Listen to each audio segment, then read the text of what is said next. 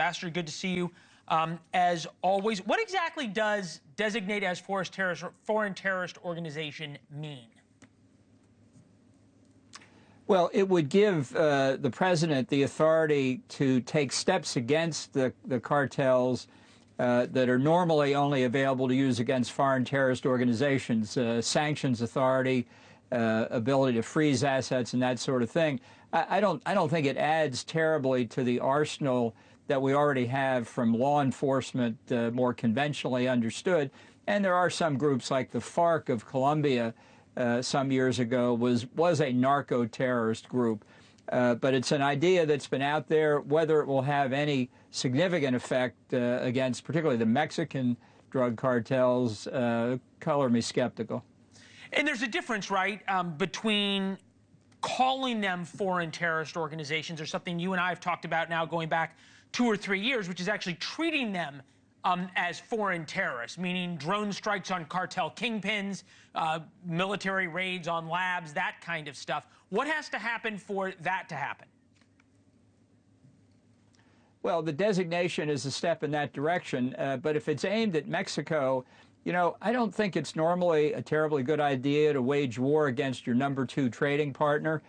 Trump's already going to hit them with tariffs. That's going to be interesting enough.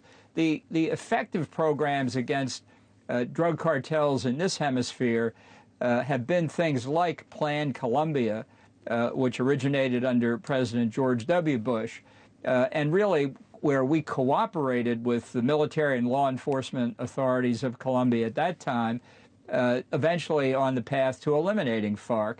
The problem in Mexico is that the government doesn't like to cooperate with the United States. It's a real problem, but I think waging war against Mexico is not going to make the problem better. It's going to make it worse. And let's also make one point. There's no excuse for what the cartels do, but there wouldn't be a drug problem in the United States if there weren't people in the United States using illegal drugs. So where's the equivalent of Nancy Reagan's Just Say No program to try and stop the demand factor on our side?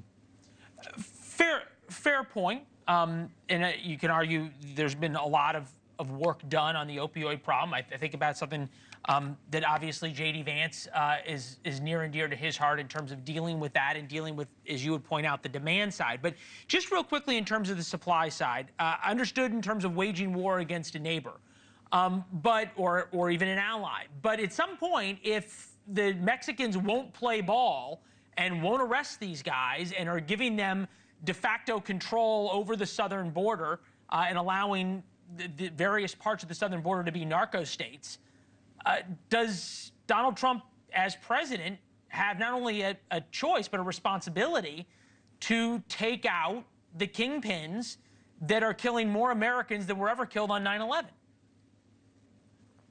Look, we've invaded Mexico any number of times. George Pershing got a lot of training before World War I going after Mexican bandits.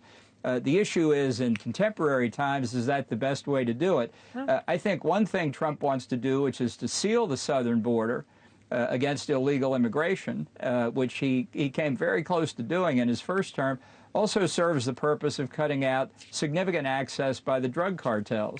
And if you want to go after a problem in addition to Mexico, the Maduro regime in Venezuela, in cooperation with drug gangs in Colombia and elsewhere in South America, has been gaining most of its revenues now, not from the sale of Venezuelan oil, but by drug trafficking. So going after regimes like that are affirmatively hostile to the United States and profit from drug trafficking makes a lot of sense. Let's hope Trump doesn't end up making a deal with Maduro like the Biden administration did. Thanks for watching. Go to joinnn.com to find NewsNation on your television provider. And don't forget to click the red subscribe button below to get more of NewsNation's fact-driven, unbiased coverage.